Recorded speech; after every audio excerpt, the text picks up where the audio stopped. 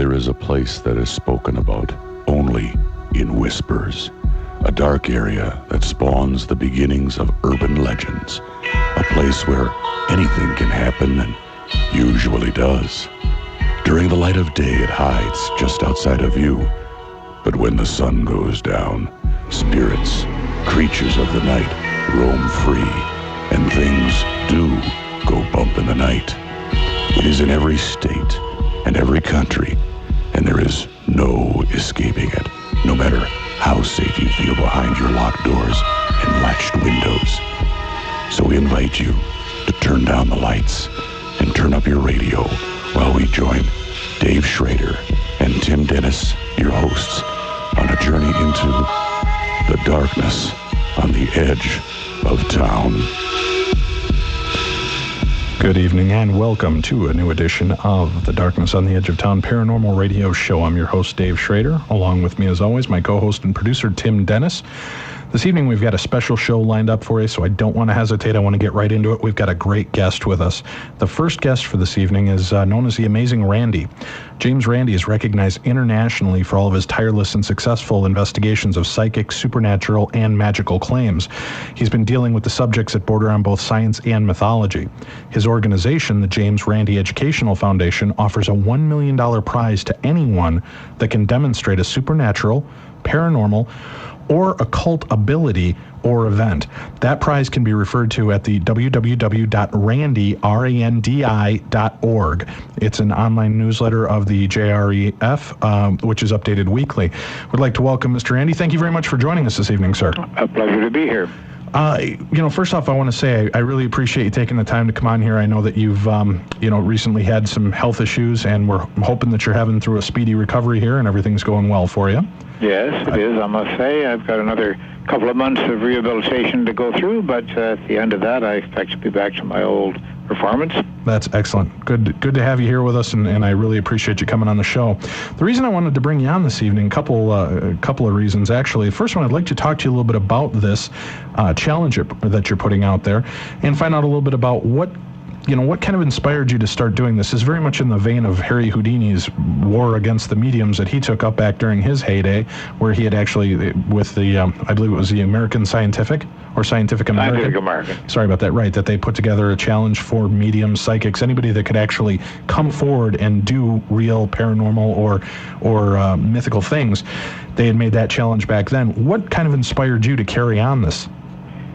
Well, for one thing, I saw a lot of people being injured by so-called psychics and prophets and whatnot who were taking advantage of their naivete and, in most cases, using trickery of one kind or another, psychological or physical, in order to convince these naive people that they had some sort of powers. I was rather taken with the fact that such a large percentage of people were unable to judge the difference between the paranormal, if there ever is such a thing. I don't know. I've never seen any all through my life, but that doesn't mean there isn't a paranormal force or ability out there someplace. The public, generally speaking, seem to be unable to tell the difference between something that would be real and something that wouldn't. They took the performance of myself as a magician, for example. Whenever I tried any mentalism on a television program or in person at a concert, whenever I did that, they'd come to me afterwards and say, well, the thing with the woman in the box, we know that's a trick, but were you able to tell the person in the audience the phone number? That wasn't a trick now, of course. I'd say, yes, it was. No, I know the difference between a trick and the real thing. No, they don't. That's the problem. Well, now, I hear you, speaking about the paranormal and if it ever exists. Are you a skeptic? Completely, yes, or a debunker? I mean, is there a line No, I'm not a between debunker. I never accept that term, because that would mean that I go into an investigation with the firm opinion that this isn't so, and I'm going to prove it to be not so. That's what a debunker does. He has to predetermine in his own mind whether this thing is fake or not. I always go into these things saying, well, I don't know. It looks like things I've seen before, but let's find out. Well, you've been investigating this for how long now?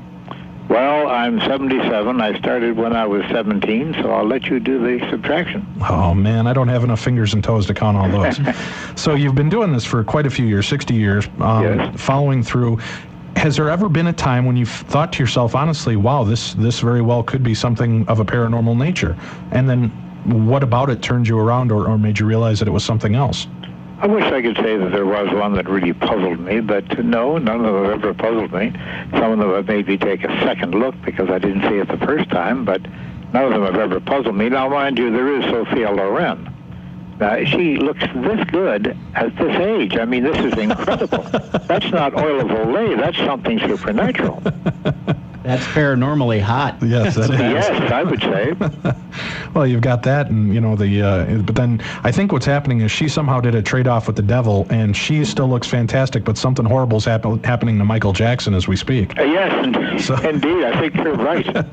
I think you're right. Now, with the investigations that you've done in the paranormal, I have questions. We have a few mediums and psychics that are friends of the show here that have made appearances on our show and can do, to my opinion, what are pretty impressive feats because, I understand cold readings, and just like you, I can probably fake my way through a reading and come off just as convincing as 99% of the psychics and mediums out there.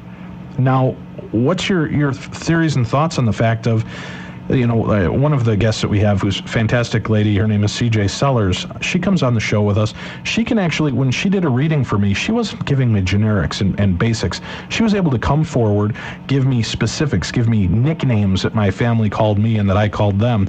She was able to give specifics about things about the home that I grew up in, things that aren't generic, and it's not like, well, everybody had a tire swing. It's nothing like that. It's coming through with direct names, and this woman had no knowledge of me prior, and even if she did, there's no record anywhere of what my family called me and my nicknames. Oh, question. Do you have a recording of it? Yeah, actually, I believe I do have a recording of that one. Well, now we've got something to work with. Okay. I often have people send me the recordings. I do an analysis of them, and it turns out with most people, they're rather poor judges of what they told the so-called medium or psychic and what was told to them. And we've got several cases with Sylvia Brown, for example, where we have the tapes, and the people said, oh, she told me about this, she told me about that. And it turns out when you listen to the tape, no, the victim of this scam actually told her. Right. It's not the other way around, but they seem to misremember it. After all, with Sylvia, they're paying something like $750 for a 20-minute reading over the telephone, so they can't very well throw the whole thing up and say, boy, was I a fool. But I think she includes nude photographs with those readings. I'm sorry, what? I said I think she includes nude photographs with those readings. Oh, yes, that's true, too. Yes, you knew. That's a joke, Sylvia. We're just joking. No litigious here. So. For entertainment purposes only, by the way. Yes, indeed. Yes. Yeah, now, one thing I would like to do, if you'd have an open on that, we did do a recording with another medium that we've that really blew our socks off, and I'd love for you to hear that one. The one that I had with CJ is more on a personal nature. I'd like to keep that one to myself, but I do have another one with a gentleman by the name of Robert Baca, and I'd love for your opinion on it if Tim and I send out a copy of it to you, because I'm anal about making sure Tim didn't give away anything. When he did, I dismissed it. I said, dude, you can't count that because, you gave this away. You came up with the name, and then he followed suit. But the majority of the stuff that he came up with was unreal. Well, and another situation is here. Have you ever looked yourself up on Google.com? Yes. Are you there? I'm not, actually. Thankfully, there's really? a musician in Chicago by the same name, David Schrader, who appears everywhere. Really? Yeah. Well, the problem, the problem is with well-known people like Katie Couric, for example. Right. In one case was saying, oh, it was impossible. This person could have this information. I found all of it on Google. And that person knew months in advance that he was going to be doing a reading for her. And he came up with all this material, and she had no idea how it could have been arrived at. But if I find it on Google, he can find it on Google, certainly, too. Well, what was interesting with this is before we even launched our show. Mm-hmm. I had been contacting people to get guests, and I'd read an article about him in Fate magazine, and I was directed to him from the editor of Fate magazine. I gave him a call. I had Tim sitting next to me. He didn't even know I had a co-host. I said, hey, my name is Dave Schrader. I'd like to do the little interview with you and actually have you do a reading for me to see if you're legitimate. I don't want to put you on the air if you're, goofy. And he laughed about it and said, that's fine. I said, oh, by the way, my co-host Tim is here. And Tim said hello, and then he launched into a reading for Tim, and it was everything he gave through for Tim. I know it gave me the impression he felt bad that nothing was coming through for me, because he'd give me the generic, oh, by the way, your grandfather's coming through and he's proud of you, Dave. Now, Tim, back to you. And he would go into these unbelievable bits of information. I'd like to hear a recording of it. Oh, definitely. That's the test of it. Okay. All right, yeah, I'd be happy to send that off to you. I'll tell you something which I've done, which may interest you. Sure. In all of the biographical dictionaries, who's who and who's who in America, and the Cambridge Men of Achievement, all of these biographical dictionaries all around the world, there are so many of them. For every one of them, I have a different name for my mother's maiden name. I have a different one in each one of those encyclopedias or dictionaries, as you want to call them. Okay. So when a psychic comes up and says that my mother's name, maiden name was Paradis, for example, I say, oh, you read Who's Who. Oh, okay. And they look at you very strangely, because that's the only place where that name appeared. It's never correct in any of the biographical dictionaries that I've been called by, and I use it as a sort of a hallmark of whether or not these people are going to simple sources like Google and like Who's Who. Sure.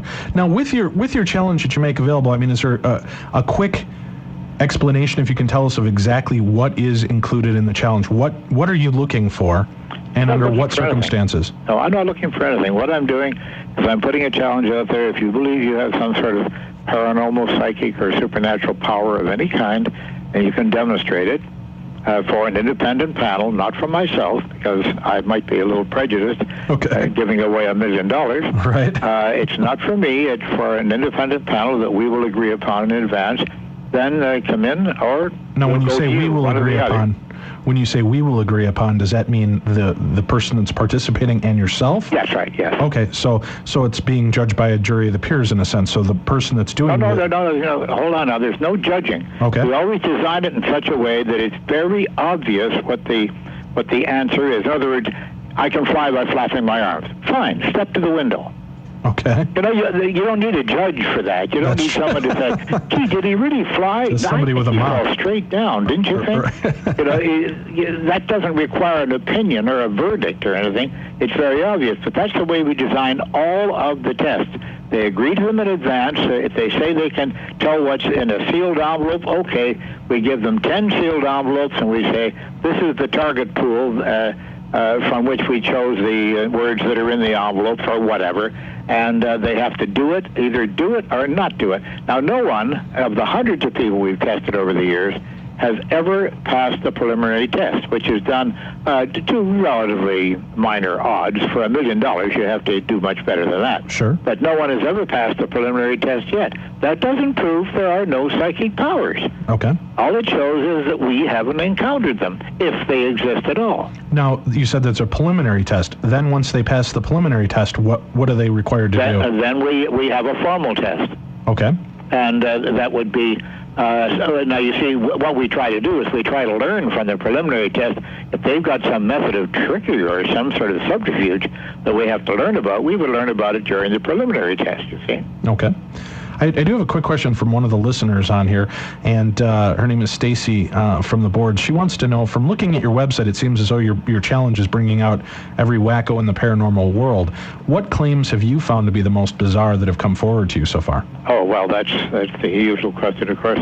Most of the healing claims, first of all, I'll tell you that a good 80% of the claims, the applications for the challenge, I should say, are made by dowsers. That's diviners, people with fork sticks or coat hanger wires or pendulums or whatever they care to use.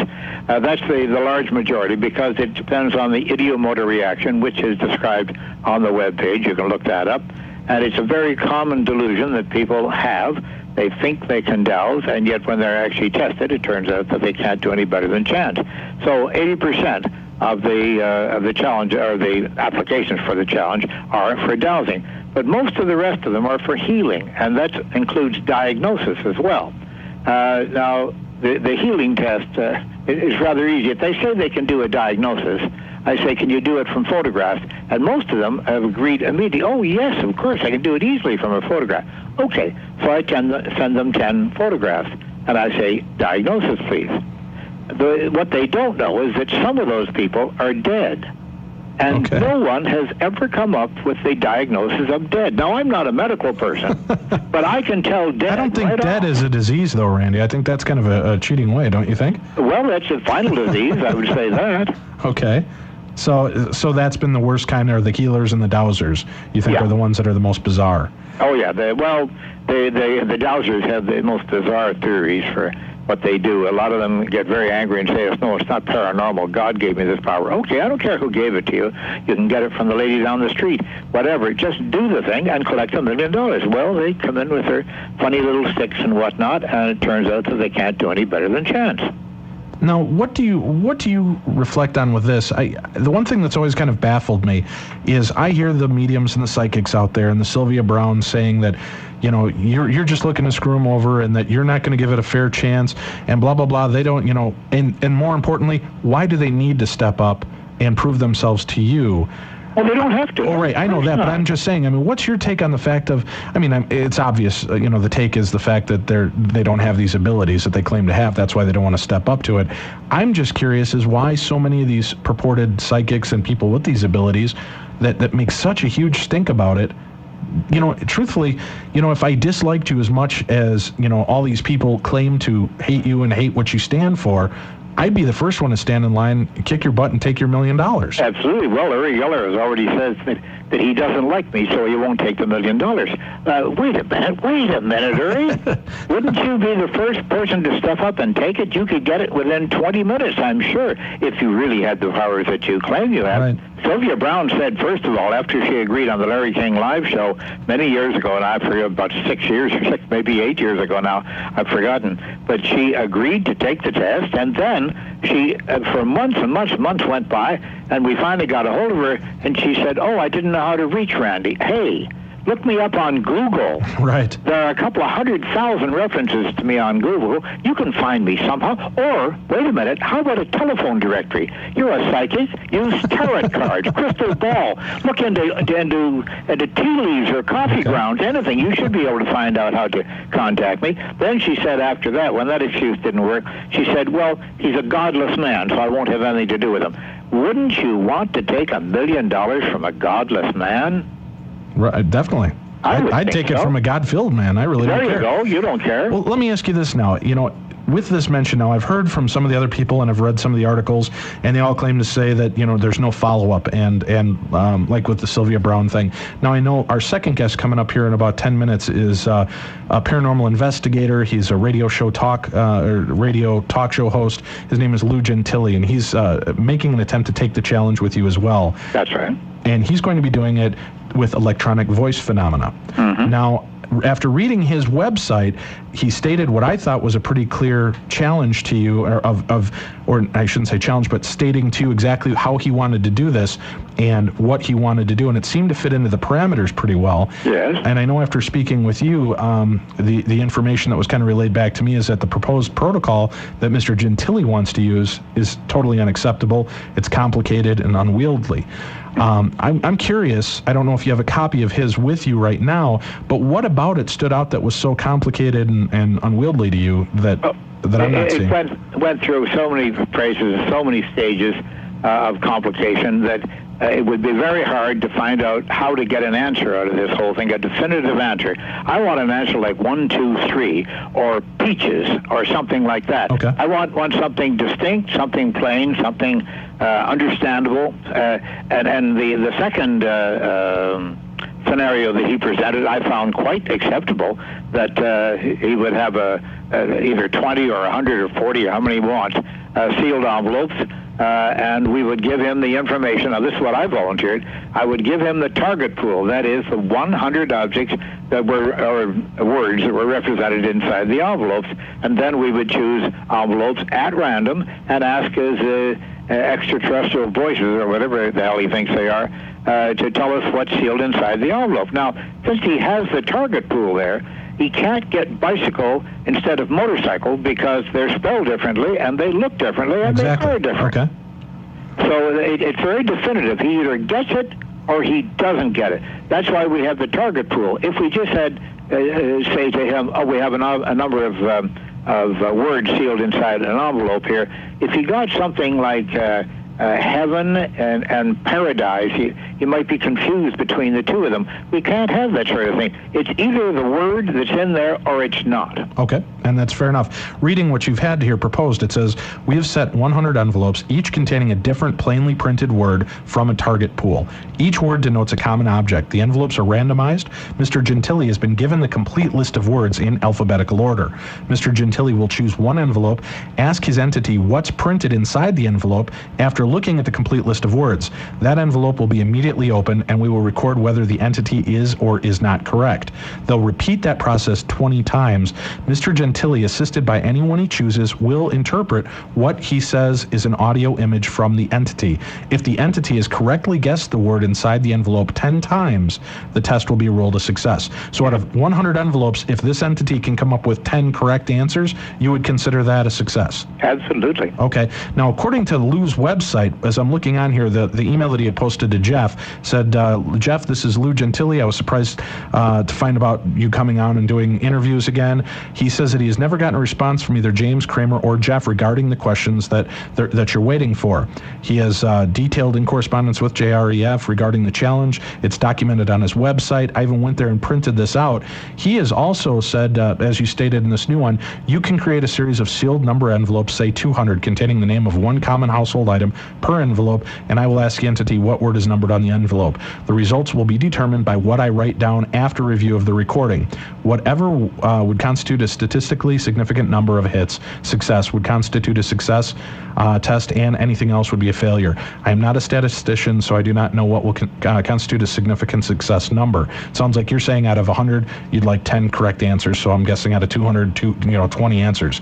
If you're doing something along those lines, what is the hang-up, and why hasn't the challenge been taken? If he's agreeing to it, because his agreement here looks exactly what you were asking him to do. Yes. On February the 5th, I had a heart attack and a double bypass operation. Sure. As of that point, we put up on the webpage, and it's clearly visible there under the challenge, that it had been temporarily suspended. Now, in all fairness to Mr. Gentile, since he was going on your program for one thing, I rushed along with the 100 envelopes. We've got them in the safe right here at the James Randi Education Foundation in Florida. They're all sealed up. They're all ready to go. I haven't heard anything from Lou Gentile. I wonder why. Maybe on this program we'll hear something. Well, definitely. We're going to be talking to him in about 5 minutes here. We'll find out his thoughts on this. Now, can we follow up with both of you? I know he's made himself available to us. Follow up with you once you've had a chance to meet with him and review these and see what's going on. I'd love to hear what your take is on it once you've accomplished this challenge. Oh, absolutely. Sure. Okay. So you are open to it. There's no hesitation. You're just waiting to hear back from him now. Am I getting that correctly? That's correct. You're waiting to hear back from him. And what does he need to do, or how does he need to contact you in order to get this thing done? Well, he knows how to contact me. Okay. All right. So it's just simply very going easily to the contacted. Well, I know I've got the number here to contact you through. Is it all right if I pass that on to him off the air so that I know for certain he has that phone number? They're all listed in the telephone directory anyway, and they're on the website, and they're on my site very plainly, and they're all over Google as well. I think I saw him written in a couple of truck bathroom stalls too. So, well, I don't want to keep you too long here. I know that you're gracious enough to give us a half an hour of your time this evening, Mr. Randi. I really appreciate you coming on and talking to us about this. I'd like to keep the lines of communication open, find out what we can do. I invite you to stay tuned if you can. You can listen, and for people that are checking us out through Lou's website tonight, you can check out our show anytime on Sunday nights live from 10 to midnight Central Standard Time at www.darknessradio.com. We're going to go to a commercial break here in a minute, and Mr. Randi, I invite you to listen in for the rest of the show. You can listen in and hear what Lou has to say about it. We'll also make it available on the website tomorrow so that you can download it and listen to it at your leisure. We can also supply you with a compact disc version of the show so that there is no question about what he said, what you said, and hopefully we can see a resolve to this challenge within the next month or so. Well, Well, I won't be staying tuned in. My doctor has told me that 11:30 is my limit, and he may be knocking on the door any moment at all to check on me. All right. Well, not a problem. You take care of yourself, sir. Heal well. We're all thinking about you and praying for you, and I wish you the best. And you've been a real gentleman. Thank you for joining us. Don't pray for me, please, because prayer, as we just found out recently, doesn't seem to work very well. I have to thank the millions of people who didn't pray for me, and I recovered so nicely. Well, then I'll tell you what. We won't pray for you either. Okay. Thank you. All right. Heal very well, Mr. Randi. Righto. Have a great day. Bye-bye. Bye-bye. Thank you, and you're listening to the Darkness on the Edge of Town radio program. This evening, our guest was James Randi, the Amazing Randi, talking about his $1 Million Paranormal Challenge. We're going to go to a quick break. When we come back, we're going to have paranormal investigator, demonologist, and radio show host Lou Gentile on to talk to us about him taking up that challenge. You're listening to the Darkness on the Edge of Town.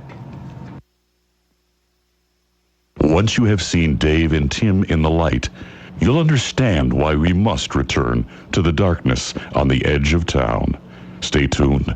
There is more to come. This is Dave Schrader from the Darkness on the Edge of Town radio show. Each week, we delve into the web of the unknown and deal with a lot of scary subjects. But nothing makes my blood run colder or scares me more than dealing with technology. That's why we turn to the experts when we wanted our website for the show set up and maintained. In the studio with me is Don Raleigh, owner of Evolve Systems. Don and his exceptional staff were easy to work with and made setting up our site a breeze. Don, what is it that sets you apart from other web developers? Well, Dave, we make your business visions come to life by creating, maintaining, and hosting all of your internet needs. We do this by listening to our clients. We offer programs and price plans to fit any budget. And Dave, I mean any budget. Call us at 651-628-4000 and put us to work for you. Call Don at Evolve Systems, 651-628-4000. I did, and I couldn't be happier with the results. That's because we take the out of technology, Dave. Call us today at 651-628-4000 or visit us on the web at www.evolve-systems.com, serving the entire United States. That's Evolve Systems,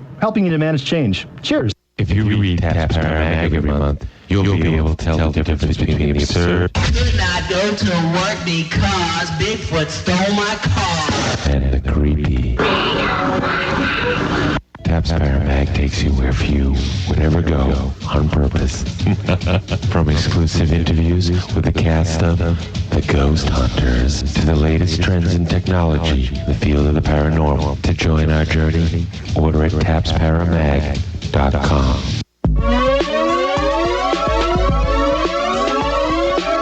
If it weren't for ghosts and aliens, these guys wouldn't be getting any action at all. Yeah, baby. I threw up in my mouth a little bit. Welcome back to the Darkness on the Edge of Town with Dave Schrader and Tim Dennis. Good evening and welcome back to the Darkness on the Edge of Town Paranormal Radio Show. I'm your host, Dave Schrader, along with me, Tim Dennis, my co-host and producer. As you just tuned in, you missed our first interview with the Amazing Randi, James Randi, who's a magician and skeptic and is out there trying to disprove, if you will, and not disprove, but he's trying to find proof of the paranormal. On the line with us, we have paranormal investigator, demonologist, and the host of his own radio show every week. It's a paranormal radio show. It's the Lou Gentile Show. And Lou, thank you very much for joining us today. Hey, Dave. How you doing? Doing great. I appreciate you coming on the show and following up James Randi and talking to us here about your chance that you're taking here of taking the $1 Million Challenge that he's put out there. Yeah, thank you very much. Not a problem. Now, you made this available in January, is that correct? January 9th, I believe it was? Yeah. Okay. I believe January 9th is when I announced that within 2 weeks I would be taking the challenge, and did some radio shows with Randy, and did exactly like I said, and 2 weeks later officially put in my application for the $1 Million Challenge. Right. A hard copy, I believe, was received by the James Randi Educational Foundation on January 20th. Now, again, for people just tuning in, if you have an interest in finding out more about what this paranormal challenge is, you can go to James Randi's website. You can do that at Randi, RANDI.org. You can go there. It's all laid out for you. Now, let's talk a little bit, Mr. Gentile. You're making the attempt, and this is the first attempt, if I'm correct in remembering this. This is the first attempt of going forward with electronic voice phenomena. Yeah, it took me a while. I was getting it for years beforehand, and it took my listeners to say, hey, maybe you should go ahead and try out for this $1 Million Paranormal Challenge. Mm-hmm. So I thought about it and submitted my, actually put a press release out first saying that I was going to do it, And in the very beginning, when I started doing interviews with Randi, he was coming along with the normal skeptical mumbo jumbo that he does with everybody. And then we moved along to me actually officially putting in the challenge. And the first thing that they did was they put all misspellings up on their forum of the challenge that I had, which was a legal document, spell checked and grammatically correct and everything else. And they started with that. I got a message in my email from Kramer. And then we started to very slowly correspond, Kramer and myself. And Kramer was like the head of their paranormal claims department. And slowly but surely, I started finding out that the responses were very, very, very pleasant and very fine. And I thought, okay, this might go along pretty good, and everything might actually turn out all right with this. Then I go to find out from my listeners that Kramer had quit his job because Randi believes that everybody should be concerned about Randi and everybody should read up on Randi and visit his website. And where we're at today is basically a very, over the last 90 days, just very bland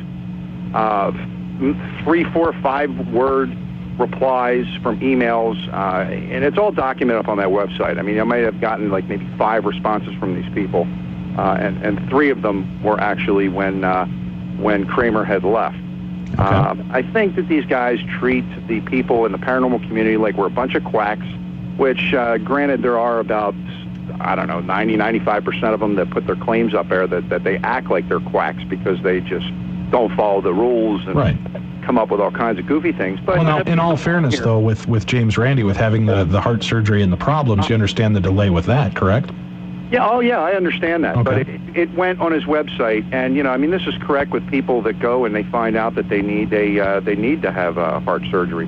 Right. Nobody knew if this was a sudden thing or if he was scheduled for it. The information in the very beginning, before whatever it was, February, before February, was very bland about him going in. And as soon as I put my claim in, I think a week or 2 later on his website, he claimed that he was going in for open heart surgery. Nobody said that he had a heart attack at TAM, nothing like that. Okay. It just seems to me very clear at this particular stage of the game, they think that everybody's a wackadoo inside of this field. They treat us like garbage. They do not contact, as he just told you, his whole little thing, his whole little response and everything. Here's something that I have given the guy every piece of contact information for me: cell phone, home phone, email address, primary email address. He didn't send that to the normal primary email address. He went on the site and he went on to the Contact Us place and it sent it to my email, which goes to a different email address. It doesn't go to my main one. He knows how to get in contact with me. He's not doing it. He treats these people, including me, as though we're beneath him, as though we have to bow down to him. And as far as what he was saying earlier about him being a skeptic, no. I think he's a skeptic and a debunker at the same time. As bizarre as that may sound, because here's a man that is talking about, we just haven't seen it yet. But guess what? The bottom line is that he makes these little sly remarks. Oh, they're little sticks, and they're little this, and they're little that. And anybody who's seriously involved in the paranormal, whether it's dowsing or psychic abilities or anything like that, some of these people take it very, very seriously. And yet James, finds it a big joke, and I guess he thinks that we're all supposed to go to his website and jump through hoops for them for this $1 million, which technically, I honestly don't think that we should have to jump through as many hoops as this guy wants for $1 million. Let's face it. $1 million bucks is $1 million bucks, but still. Now, the one thing, though, to keep in mind, people that are in certain professions, you've got doctors, paramedics, policemen, they get jaded after a long time of seeing carnage and violence, and it becomes almost jokeable to them. They kind of kid around about it. Now, this guy's been doing this type of investigating for over 60 years. Isn't it safe to say that maybe the reason he kind of laughs is because after 60 years of, as you mentioned, 90 to 95% of people out there that try to take the challenge, that don't want to follow the rules, don't want to listen, and when they do come in, they make complete asses of themselves. Don't you think, though, that at that point, he kind of has earned the right to kind of laugh about it because there's been so many miserable failures and so many people claiming that they have these abilities that nobody can stand up and do it? Do I have the right, after doing my radio show after 7 years, to call everybody a wacko? I'm sure it works good for Howard Stern. Well, but I understand your position. I'd have no guess if I was like that, even though I look for the truth in what these people are saying. Mm-hmm. Still have to give people a certain amount of respect. Sure. It's like applying for anything. Certain amount of respect, and you have to have some kind of a protocol in which you will have people notified. They notify people on their website. They don't notify people via email. I never got an email to the email addresses that I submitted in my challenge. Okay. I get an email from this guy. I didn't know anybody can put in any fake email address they want on my website. Okay. And, it took me to make that claim for him to finally stand up and going on your show and being able to actually say, oh, well, we're going to take this guy's trust because we have sealed envelopes. Well, that's all fine and dandy. You want to have these sealed envelopes. But how about this? How about I get a third party that's involved that can verify that these words aren't like, fructolativo or something like that, something outlandish, because this guy is noted for doing goofy things like this. Right, but according to what I'm reading from his release and what he's requesting is, he's going to hand you an envelope, you're going to ask the spirit or the entity that's there with you what this word says. He's going to say automobile. You're going to then tear open the envelope and pour it out. And if the word is... Here's the thing. Where is this? I haven't even gotten a copy of it. Well, I've got a copy. I can make sure to get a copy of it sent over to you. I would love it, because Okay. this is what I'm talking about. Sure. They do not send anything to their claimants. Okay. Well, and again, I understand your situation of worrying because you say anybody could fake an email address and send it in. Personally, I'd be happy to even conference both of you in so I know that you're getting the call. Then you don't have to make the call. He doesn't have to make the call. I'll make the call and bring you both together so we can get this challenge done. And don't get me wrong here. I'm not saying that when they go to my personal email address that it can fake. That's not what I'm saying. It's just that on my website, on the contact form, it has where you have to manually put in your website ad or your email address and then, submit it. So I have all kinds of people that write goofy things in that, and half of them are fake. Well, the reason, and when I say that, when I'm offering to bring you guys together, it's not as a challenge to either one of you. It's the fact that I'm a skeptical believer. I still don't know what I believe out there, but I've seen amazing things. EVPs, I've always hated them. To me, they always look fake. They always come off BS. I'll tell you, the first time I ever saw somebody pull an EVP that impressed me was you. Well, I went to the Penn State conference. We got to do the ghost hunt with you. I stood a foot away from you as you collected EVPs, and you played them back immediately. There was no sleight of hand. You weren't plugging in other sounds, and I heard clear voices. That, to me, was impressive. That's why I'd like to get this thing done, get you a chance at it. And that's all fine and dandy, but, as usual, what Randy is asking, it's not that there's a voice that's talking. Now it has to be that, these things can see through boxes. I could understand that, I went ahead and I put that out there for him. Never got a response until tonight. It's been, almost 3 weeks since I put that out there to him. Okay. But you agreed to that. That's something that you said that you're willing to do. You have that posted up on your site. I did agree to that. I did agree, and I made it easy for him, okay? And it has worked in the testing that I've done. As a matter of fact, this weekend, I've actually even proved to a reporter that they can actually see us.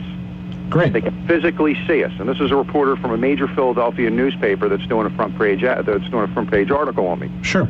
Now, the thing is that this guy's now claiming that it has to be what? I mean, from what I heard, it sounded like they had 20 envelopes, and I had to get half of them right? No. What it said, and I've got the exact protocol here.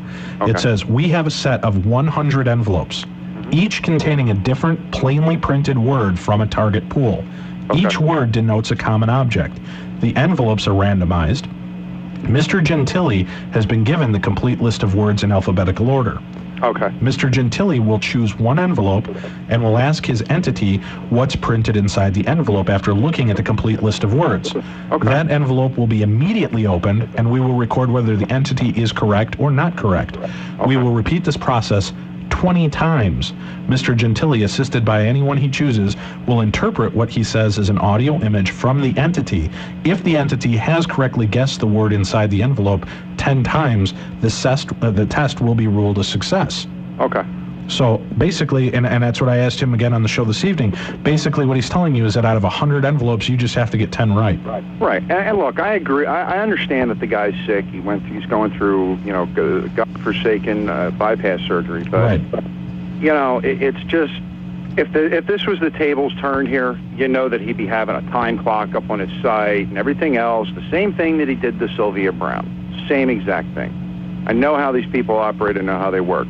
If he wants to do this, I have no problem in doing that. Okay. And what I'm claiming, even with the sealed envelopes, it's a double-blind test for the most part. Mm-hmm. You can't go wrong with that. Right. You know, and I agree. You know, I sat back and thought about it, and I said to myself, well, you know, how is this guy going to be able to say he heard a word? I mean, if something clearly says, you know, his name or another name, he could just very well say, no, I didn't hear anything. Right. Well, he didn't say that. He's saying that you will, after you open up the envelope, you'll give him the word. You'll tell him what the word is. So it's up to you and whoever you want, you know, if you have somebody else there to help determine what that word is. Right. But it can't be, if the word is bicycle, it can't be, your answer can't be motorcycle. It's got to be an exact match. Sure. In order to take this challenge. To me, that sounds pretty fair, as long as you're hitting the word on there and you're getting it, and he's allowing it up to your subjective nature for you to be able to determine exactly what the word says. But then there's no hedging, you know, I can understand that, and I hope, you know, as a rational man, you can as well, that if you think it's saying bicycle and you say, I believe the word is coming through bicycle, and then you open it up, it says motorcycle, there's no going back and going, oh, no, maybe he did say motorcycle. Right. Because, see, I could see that then, and you know, from a skeptical point of view, that would look... Completely understand. Pretty fake. Completely. Okay. So doing that and going forward. Now, first of all, you know, I have a great question from one of the listeners here. She'd emailed in. Her name is Stacy, and she says, you have an unusual success rate when obtaining EVPs. What do you feel is the key? Is it your attitude? Is it the phrasing? Or is it the equipment? That's still unknown at this point. A lot of speculation is because I'm involved with the work that I'm involved with, maybe because I take this field very seriously. I don't know. It could be a slew of all the above. I just have no idea why. Okay. Now, one question I have for you, too, from listening to it, some of the other EVPs that you played for us while we were there that weekend, a lot of them come out this real creepy, almost demonic growling noise. And then the voice sounded very similar to the exact same voices we heard when we were doing the investigation together. And granted, for everybody that wasn't there at the Penn State conference this year, Lou was nice enough to have people go out in a group of about 20. We got to go on a ghost hunt with him to 2 known haunted spots on campus. And in the basement of the botany building, I believe it was, we were picking up crazy EVPs, and the lights were lighting up. You had a voice-activated recorder, and you could physically see the light up while it was speaking, and then we could play it back.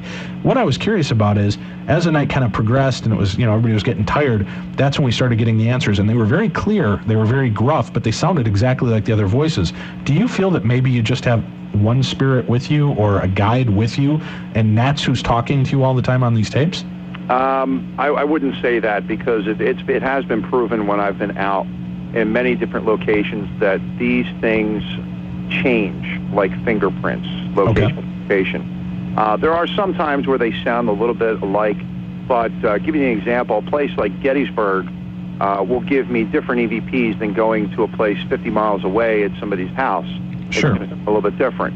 Sometimes, is it possible that there could be a spirit that's following me around that's doing this? It's very well possible. But, you know, the point is that we're not trying to say that we have one entity or multiple entities. We're just trying to prove here that there is something that is out there that is answering questions and that can see us. And it is intelligent. That is intelligent. Okay. Now, what that is, I'm not concerned with at this particular point, because science wouldn't be concerned with it either. Right. You have to first establish that communication can be made. Once that communication is made, then we can go ahead, after the challenge is done, whatever the outcome may happen to be, and hopefully it'll be that, you know, I'll get the $1 million. But after that, we'll find out maybe, you know, where are these things from, and more research will go into exactly where these entities are from, the extent of their knowledge, and you know, just look at it in a different way.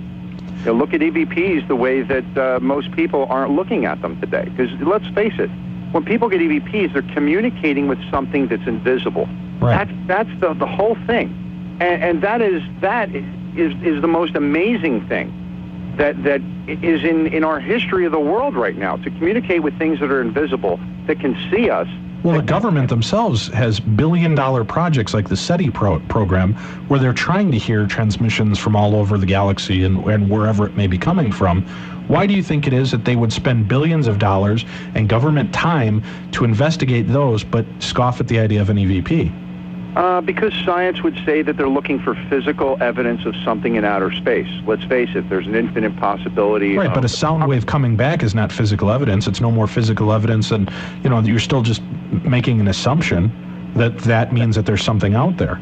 They're looking for a transmission. A transmission would be a very physical piece of evidence for them that there is life out there.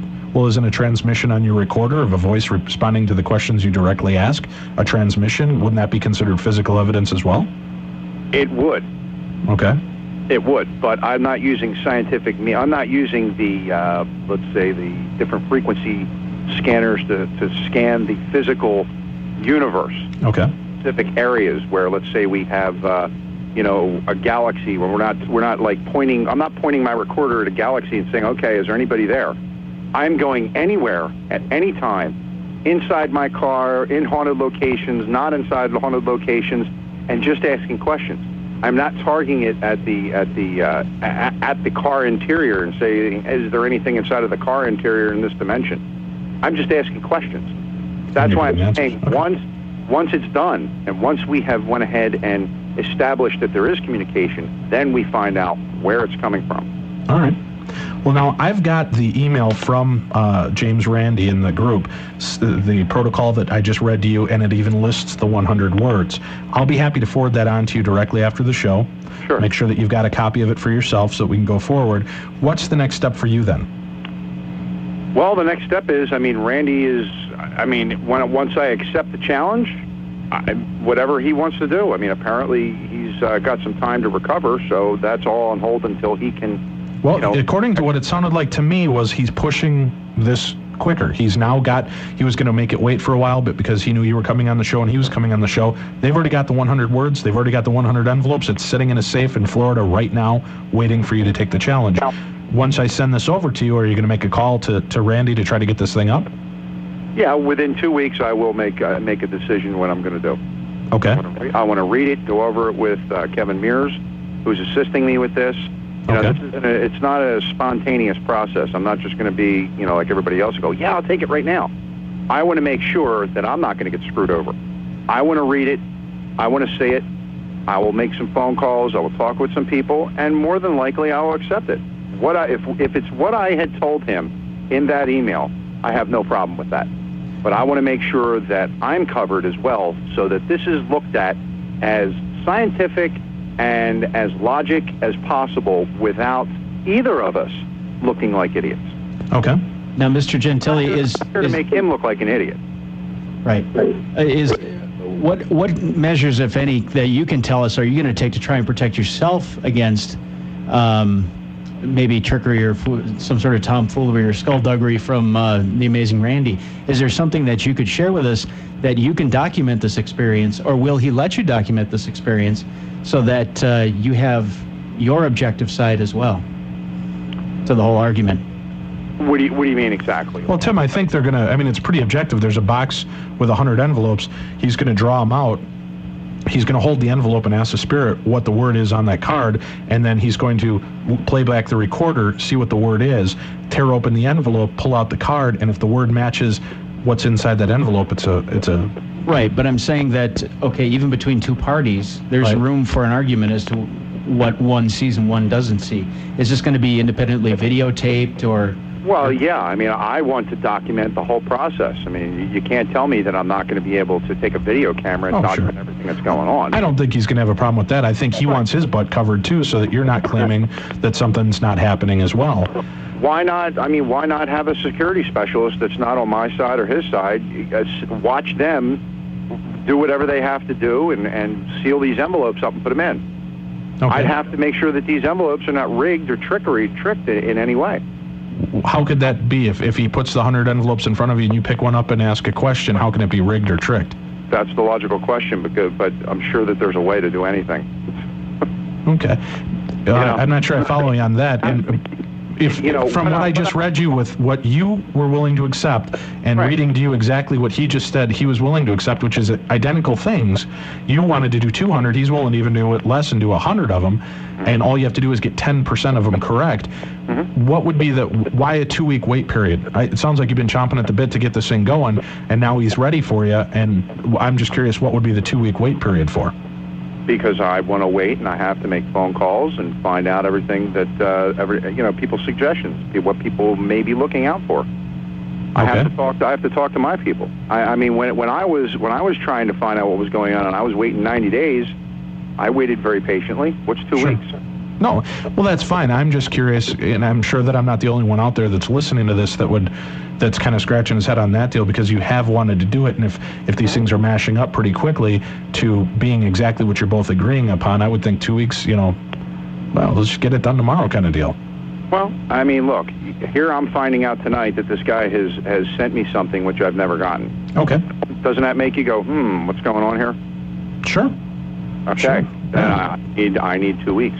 Okay, that's fine by me. Like I said, I was just curious if there was a specific reason, if there was something that was going on. I mean, because their side of it is that every time they claim that they're responding to you ready to do this, you kind of scramble off and then don't respond, and then your response to them is, I haven't heard from them. And then I'm just worried that it's going to solidify their side of the argument, that you're running scared from them. I'm not running scared from them. It's documented on my website. I mean, my server can be logged of what emails came in from where. I mean, it's my server. I have the logs of those things. Sure. But unfortunately, I don't have access to see those things, to know that for a fact. And it could just... Right. Not that I'm jetting off. Sure. Now, all of a sudden, after 107 days, this guy's going to all of a sudden just say, yeah, we're ready to go. Here we go. Come on, hurry up and let's do it. Just exactly like the media does. Mm-hmm. Now, if the guy submitted everything the way and even got in contact with me, this wouldn't be the situation right now. But I think 2 weeks isn't anything to wait for. No, that's fine. Like I said, I was just curious if there was something in specific about it. Well, when, I'd love to have you back on the show. We're wrapping up here in a few seconds. I'd love to have you back in the show to talk about your experiences with other things. You had a great presentation at Penn State. You had some fantastic EVP evidence and some stuff I'd love to chat with you about. I'd also like to keep in touch with you to find out where you're at with this so that we can keep our listeners tuned. And everybody that is listening, if you want updates, you can check both Lou's site at Lou Gentile. That's LouGentile.com. You can listen to Lou's show each week, or each night of the week, Monday through Friday, and you can also check there for all the updates on what's going on with him taking on this event. You can also check out Randi's side of things at Randi, RANDI.com. But we'd love to have you back on here in the future with us, Lou, and talk some more about it and find out where you're at in the process. Mm-hmm. Okay, is that good? It's not a problem. Did he post this up on his website yet?